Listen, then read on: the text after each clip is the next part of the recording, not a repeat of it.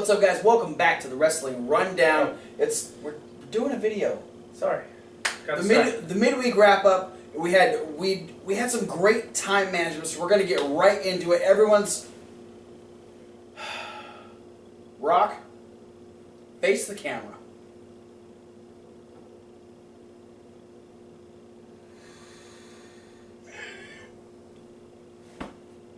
You're so good every time. Jeez. Like I said, we're not wasting any time. We're getting right into the midweek wrap up. We're starting with main event where we had the Social Outcast.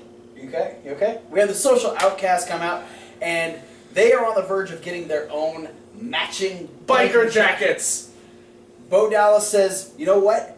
We did so good against against their names on them. Yeah, they're gonna get their names on. We did so good against AJ Styles and Chris Jericho that Bo Dallas is gonna run right through Darren Young. They're gonna get their biker jackets, run them off the road. Yeah, run them off the road and go straight to WrestleMania." And Bo Dallas did in fact defeat Darren Young.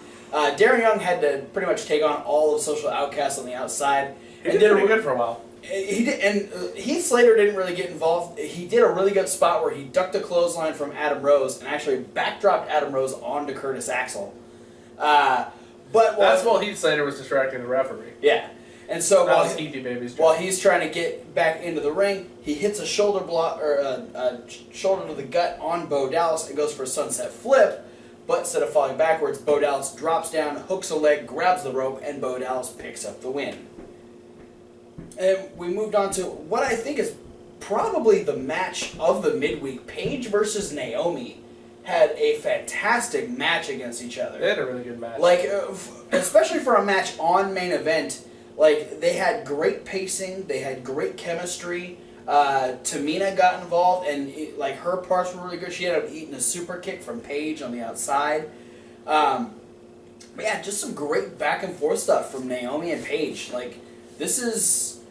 I like the fact that Paige isn't so much in the title picture right now. She's kind of taking a step back, but I think this was a good moment for Naomi to really throw her name in the hat as a viable contender. Check out our Instagram because she is our Woman Crush Wednesday this week.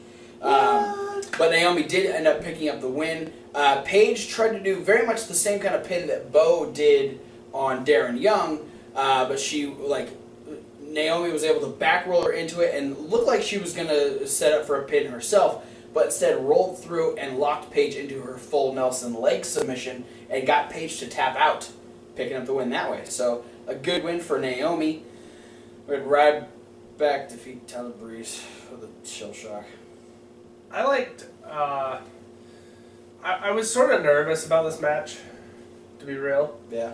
It's because after his spiel on Raw, I kind of figured they would start Goldberging him. Yeah, I am surprised at how much offense Tyler Breeze got off. Ryback ain't selfish, except his character. Dumb as fuck. Yeah, Tyler Breeze got to show something, but he still lost. And then in the weirdest main event I think we've had on a main event in a while, we had Braun Strowman versus Fandango. And I bet you guys can guess where that went. Fandango totally lost. Real quick. The match was shorter than the Wyatt's entrance. Yeah. Moving on to NXT. We open up with a tag team match where American Alpha took on BAMF. Team match. Tag team match. NXT. Okay. This is my favorite kind of matches, I think. I like tag team matches. I do really love tag team matches, and this is a good combination of tag teams. Yes. All young, hungry, athletic guys. Athletic, very technically sound. It was, especially... And Alexa Bliss's booty. Yes, and Alexa Bliss trying to tell Gable what to do through most of them. Let Blake go. Let him go. It doesn't work that way, Alexa. You can't boss around Jordan and Gable. You can do that to Blake and Murphy, but it's a different... I don't know. I mean, it depends on... if she's offering something, I'm sure she could get them to do something, but... Is she? Never know. Alexa, I'll let Blake go if you wanna... You'd have to grab Blake first. Good luck with that. if I know that Alexa Bliss is going to be propositioning me afterwards, I'll grab Never mind. I'm not gonna continue that sentence. No, a fantastic match. It was. I was actually Things take weird turns here. The wrestling about always. I was actually impressed that they slowed this match down a lot. It wasn't fast paced. It was very grounding. Even Gable's wrestling was slowed down. Yeah, I just love the fact that he's constantly the smallest guy in the matches, but he out wrestles everyone. Oh yeah, it makes size doesn't matter as far as Gable goes. He can take anybody down. He makes it look effortless. Yeah. So he ends up becoming the whipping boy for most of the match. Ends up getting the hot tag to Jordan, who just goes rage mode on everybody, suplexes and the drop kicks. He caught both of his belly to bellies were just super intense. His one on I think Murphy freaking flipped him almost 450 degrees around. Yeah, because the first one was on Blake, and then he caught Murphy out of the air. It was the first one that it was Blake. Against Blake. He flipped him all the way over onto his butt. Yeah.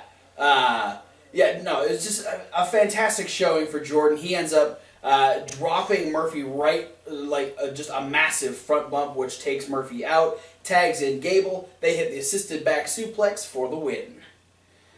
We find out that in 2 weeks, we are getting the final encounter between Samoa Joe and Sami Zayn. It will be a 2 out of 3 falls match to determine who will face Finn Balor at NXT Dallas. But before we get to that, next week there is a brand new addition to the NXT roster who will be debuting next week. I'm thinking Austin Aries. Could be Shinsuke Nakamura. Happy birthday, Shinsuke Nakamura, by the way. Were you thinking somebody else? I was hoping it would be me. You're not on NXT. You have to be here. You can't go to NXT and do the run. Wait, are we getting a spot at the Performance Center? Are we gonna do That'd be neat. The rundown from Full Sail? That'd be cool. I'm down for that. WWE. Book us. We're good commentators. We could try out if you want. I won't get a concussion. It's pretty. He can wear glasses. That name me Tom or Rich? I don't know. They both wear glasses. Well, Tom wears glasses sometimes. Rich wears glasses most of the time because Kevin Owens took it in that post-match. Yeah, promo we get Tony and put him in glasses. Then he can look like Rich. It's pretty sure it's going to be Austin Aries debuting next week, which will be super exciting to see. And then speaking of debuting on NXT, we had Biff Busick, now known as his real name, Christopher Gerard, as he took on Apollo Crews. He's very aggressive. He's psychotic, yells a lot, screams a lot, very physical. Those European uppercuts are nasty. Yeah. He could. He puts some stank on him.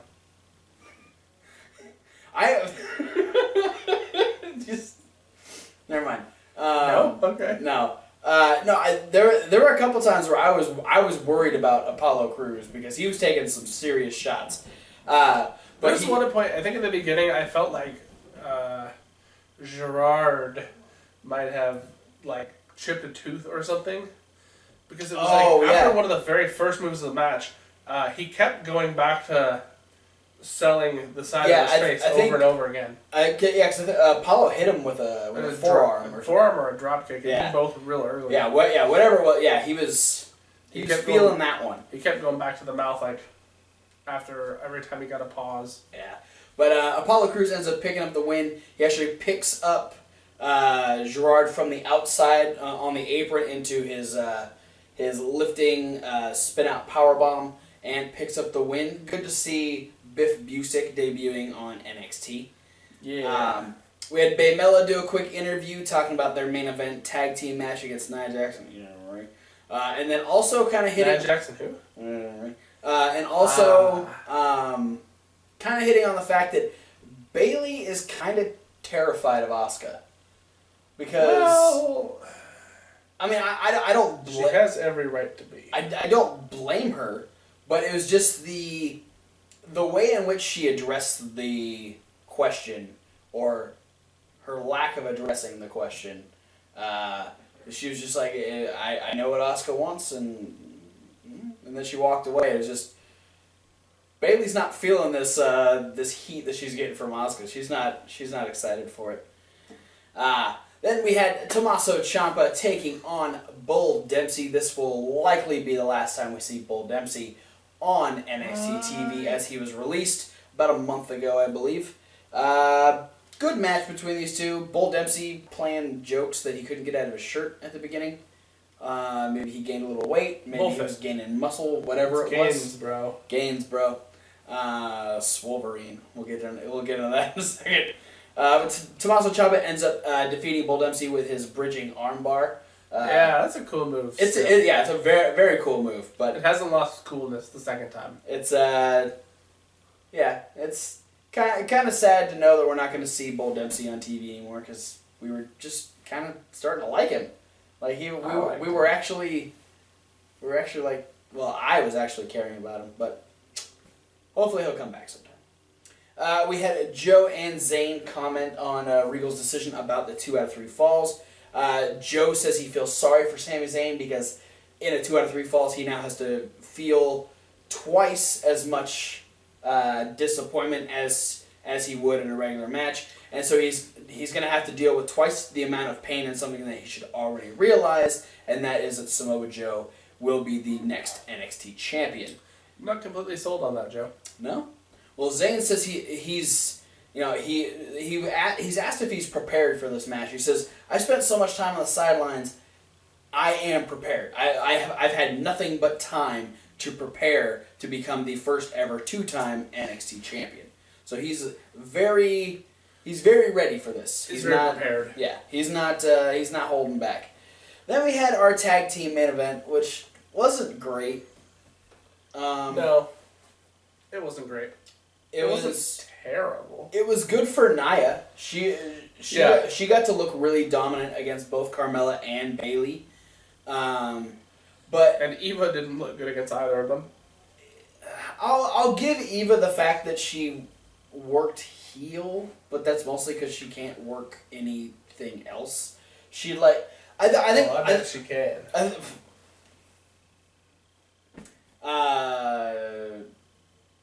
Tony, you want to comment on that one? No, it was she'd get in, and instead of Nia had Bayley down at one point. Yeah. And instead of getting in and immediately attacking Bayley, like most heels would do, she got in and taunted first. Then she hit Bayley. Then Bayley countered her, and then she tagged in Nia Jax. And it was just... I don't know. What? It definitely went a long way to show that in both reality and storyline world, that Nia Jax is the stronger performer. Yes. Speaking of which, she was actually the reason for the end. She knocked Bayley off the apron, delivered 3 massive leg drops to Carmella, and then Eva would blind tag and come in and pin. Good for you. Whatever. Then at the end we have William Regal talking to Finn Balor in the back, saying, "Finn, you're coming up very close on being the longest reigning NXT champion of all time." Oh. And there's been a lot of debate as to who is the best NXT champion of all time. So next week you will face the current holder of that record. Next week we're getting Finn Balor versus Neville.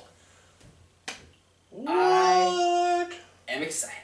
Oh gosh, it's so exciting. It's gonna be good, baby. It's so exciting. Let's move on to Lucha Underground. It's gonna be lots of flips and stuff. Can we move on to Lucha Underground? Lucha Underground, I suppose. All right. Hey, just as a continuing trend, if you guys haven't noticed, main event had 4 matches, and NXT had 4 matches. Lucha Underground also will have 4 matches. Spoiler alert.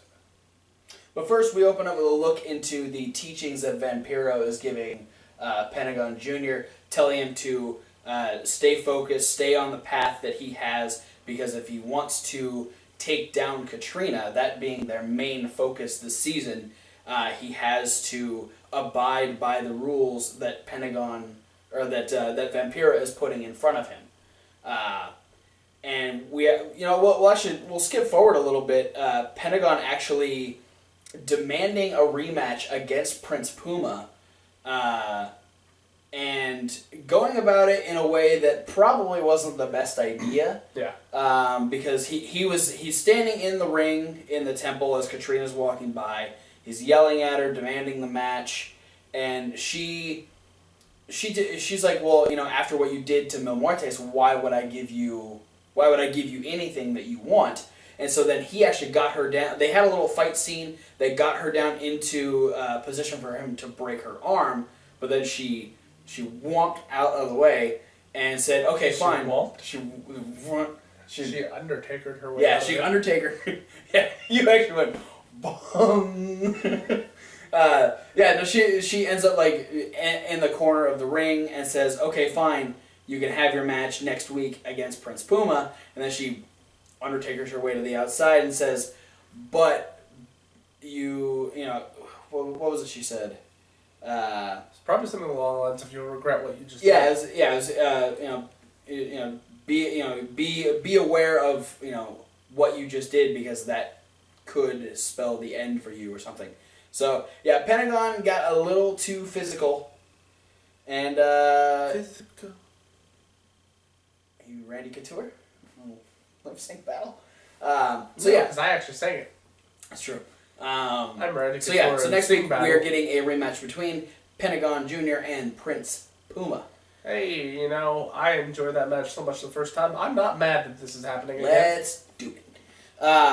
First, our opening match was Jack Evans taking on PJ Black. These guys work really well together. I appreciated their chemistry. But this is setting up something that we saw in the trailer, because after Jack Evans defeating Drago a couple weeks ago, he's continuing to call himself the Dragon Slayer. Boo. Which he did some goofy little rap thing at the beginning. He took the microphone away from Melissa Santos and did his whole thing. Weird.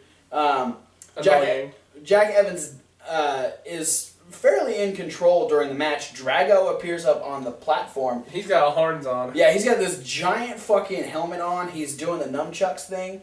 And then... Which is really random when you think about it. Well, what it is Jack Evans does the nunchuck. They were saying that it was him mocking Jack Evans to get to get his attention. So Jack Evans goes out, grabs a chair and a water bottle, opens the water bottle, takes a drink, and then throws the water bottle at Drago. And then does nothing with the chair. Yeah, it does not. Well, that's because PJ Black ended up taking control of the match. I think you should have checked the chair first. Yeah, but there's fans over there. You got better odds of hitting him with the chair than you do with the water bottle. Yeah, but you've also got a better chance of not getting sued if a fan gets hit by a water bottle than a chair. No, so PJ Black you gotta be willing to take. PJ Black is in control, and Drago actually makes his way down to ringside, and as both PJ and Jack get close to the ropes, Drago goes to spew the yellow mist into Jack Evans' face, but he's actually able to dip down lower, and it goes into PJ's face, allowing Jack Evans to hit his bridging pin. There's a bridging backslide to pick up the win. So I think we're looking at a triple threat somewhere down the line. Yeah, well, we know we're going to get that because that was in the trailer. But I think a triple threat between these guys will be really fun to watch. We got a famous B vignette, which was he was like a used car salesman or something. I felt like this could have been on Better Call Saul. That's exactly the vibe that I got. It was very much Better Call Saul. Hey, if you want to be famous, call famous B. Whatever. Okay. I'm glad he's finally getting a gimmick. We'll actually get to see him do something instead of just getting his arm broken by Pentagon Jr. We had King Cuerno taking on Killshot. This was a fantastic match. Great chemistry between lots of sound in this match. Like that. Also like that. Cuerno doing his usual stuff. He's got that he gets so much distance on that arrow from El Move. Just crazy. And then Killshot taking some really interesting risks too. One of which not paying off all that well. But the rest of the match was fantastic. Cuerno did end up picking up the win. Killshot went for a corkscrew senton and ended up missing Cuerno. And then Cuerno would hit Killshot with the Thrill of the Hunt, get the pin, and then would go for the Thrill of the Kill, which is the move he beat Phoenix for the Get to the Gods Championship with. But Phoenix would come out, make the save, and run King Cuerno off. This would lead into something a little bit later. We'll get to that in a second. But first we had a gauntlet match.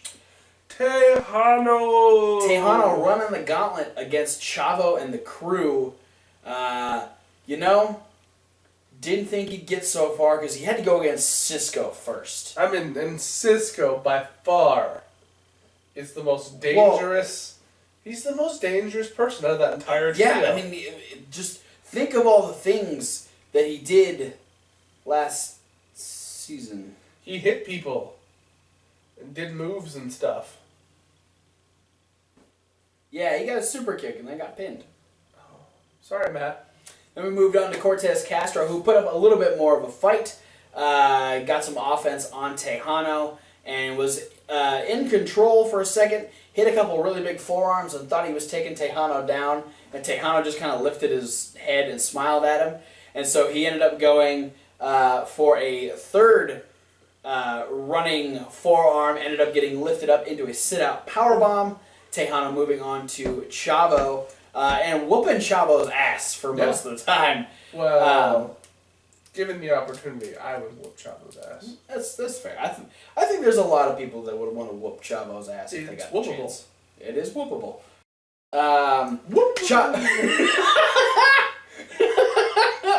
Chavo ended up picking up the win though. He's a sly fox. Well, it really wasn't him. He actually ended up getting caught like crossbody style, or was getting suplexed over the ropes. And as Tejano is standing there, Cisco jumps up and distracts the referee, while Cortez Castro grabs the bull rope, trips up Tejano with Chavo laying on top of him, and then actually holds his feet down with the bull rope, allowing Chavo to pick up the win. So, Tejano's a little pissed. No. He's a little mad. He's just a little bit. So I'm thinking Tejano's probably gonna find himself a couple of dudes. You know what? I want Tejano to team with Joey Ryan and like Famous B and go against Chavo and the Crew. I don't know. Get Pimpinella and Masquerade Sagrada. I think Joey Ryan fits the storyline with Castro, so we'll have them match up against each other. All right, so then we found out a little bit of backstory about Matanza and Dario. They come from a very broken home. Their mother was abusive, and one day Dario got a little too big for his britches, decided to talk back to Mom, and then she came at him with a hot iron. And then we find out the significance of the Red Bull statue. It gives you wings. No, it does not. It bashes your mother in the back of the head. Oh. Because according That's to way different. according to Dario's story, Matanza actually grabbed it and continuously bashed their mother in the back of the head, killing them. And that was the day he realized her. So them. Did I? Yeah. Her. She's a woman. Maybe, I don't know, maybe she had multiple personality disorder. That's why she was abusive. She's part of her is nurturing, part of her is for just some reason up. I feel like Dario could have been a really punk ass kid though. Probably. But that was also when Dario realized his love of violence. Yeah. So kind of weird, but makes sense. All right, then we move on. Some issues. Indeed. We move on to our main event. Johnny Mundo versus Cage. Cage. Swolverine. Yeah, the Iron Man. It's a fantastic nickname. I like Swolverine. Yeah, well, it's because he uses the Weapon X. I get it now. It makes so much sense. Johnny Mundo, the one spot that I wrote down from this match went to Johnny Mundo, is he had Cage on the outside, and he did the double jump. Yeah, he sprung board up, landed on the ropes, jumped to the, triangle jumped to the other set of ropes, and then did his flying corkscrew to the outside, which was just fucking nuts. It's cool looking. Yeah, I love him and Cage's chemistry is great. The fact that he's as agile as he is, and Cage, despite being agile as well, is very well versed with his strength and can turn moves into whatever he wants. It's like that inverted angle slam thing he was doing. There was just so many good catches and drops and flips and dives, and just you got a little bit of everything from this match. And Cage was absolutely about to win. He ends up avoiding the end of the world. Then he sets up Johnny Mundo for Weapon X, hits Weapon X, but as the referee is starting to count, we get Taya Valkyrie makes her way out to ringside, and she drops a hammer on the lead pipe. That was a hammer. It had a head on it. Yeah. Oh, the commentators called it a lead pipe. It was a weird looking pipe. Post down in the comments if you watched it. Tell us what it is. Brittany, did you watch it? Post down in the comments. Other guy, Scottish dude. Yeah, Chris. Yeah, Chris. Post, if you watched it, let us know. Do you guys get Lucha Underground in the UK? If not, in sorry, Europe, you're missing out. In Europe in general, in other countries. Anybody from other countries? Yeah. Do you guys get Lucha Underground? No, she. None. So I'm concerned that they don't get Lucha Underground. Well, we're letting them know how cool Lucha Underground is. No, but I feel like they get jealous. We're sorry. I know. Anyway, after dropping said weapon, whatever it may be, on the ring, she goes around and distracts the referee, allowing Johnny Mundo to go over, grab it, and just whack Cage in the face with it. Drops him like a sack of moldy tangerines. He ends up pinning Cage, picking up the win. They end up putting the boots to him afterwards. She hits a run like the Sasha knees in the corner to Cage's face, and then Johnny goes up, hits the end of the world on Cage, and they are pretty proud of their work. Then we have a post-credit scene. We were talking about King Cuerno earlier getting run off by Phoenix. He goes to Katrina and says, "You know what? I'm tired of dealing with Phoenix. I don't want to do it anymore. I'm cashing in this belt, and I want a shot at Mil Muertes." And Katrina's like, "We had a deal." And he's like, "Well, I don't really care." And she's like, "Well, too bad. You already have a match next week where you're actually going to be defending the Gift of the Gods Championship. It'll be against Phoenix, and it'll be a ladder match." What? A ladder match? So I believe this is the second ladder match we've had in Lucha Underground. I think we only had one last season. The Trios Championships? I think so, yeah. Oh, maybe we did have one for the championship. Something. If you watch Lucha Underground, post it in the comments. Or how many ladder matches are there? Or we'll fact check ourselves. That should be extremely entertaining. Cuerno and Phoenix in a ladder match. I'm excited for that. We know that Phoenix definitely has a penchant for stepping up his game in matches with no disqualification. Yeah. When it's just free reign, do whatever you want. Yeah. Phoenix goes above and beyond, and it'll be cool to see what Cuerno does in a match type like that. Yeah. But that is it for the midweek wrap up. Thanks for watching. Hey, don't forget to like and subscribe and comment. Yeah, thank you to those that have been commenting. Brittany, we appreciate your thoughts on all the shows. We'll start getting you involved in the discussion. We appreciate it. Chris, if you want to keep commenting, we appreciate that as well. Tony, for commenting on the posts on the Facebook. If you want to get to the Facebook, check the links down in the description. Because there's all the social medias. All the medias of social. Maybe not all of them. Most we don't have a MySpace. There's a lot. We don't have a MySpace yet. And we don't have a Periscope. What's that? I don't know. That's why we don't have one. But we do have Facebook, Twitters, Tumblr, Instagram, Reddit, 2 emails if you want to send us personal questions. All of us at fanstalkwrestling@gmail.com. Or you can send a specific email to Mr. Kevin Hawk at Kevin_Hawk636@hotmail.com. I got one of them emails. And we got a friend face. Post in the comments if you know what show I'm referencing.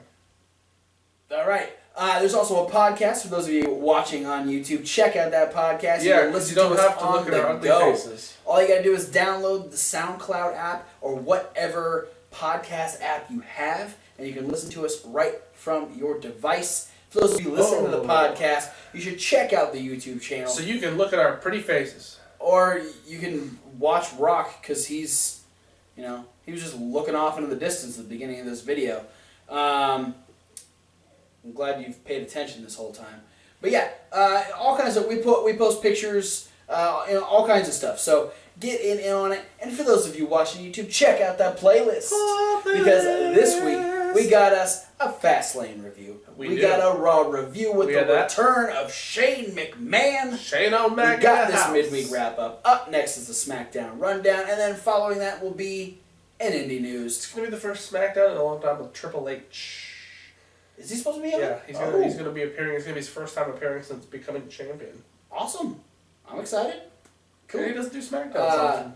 And then in the news, we're going to have Chikara results, Ring of Honor results, all kinds of stuff. So be sure to look out for that. Thanks for watching, and we'll see you at whatever video you decide to watch next. Rock, come on. What? What do you want? No, fuck Alex Riley.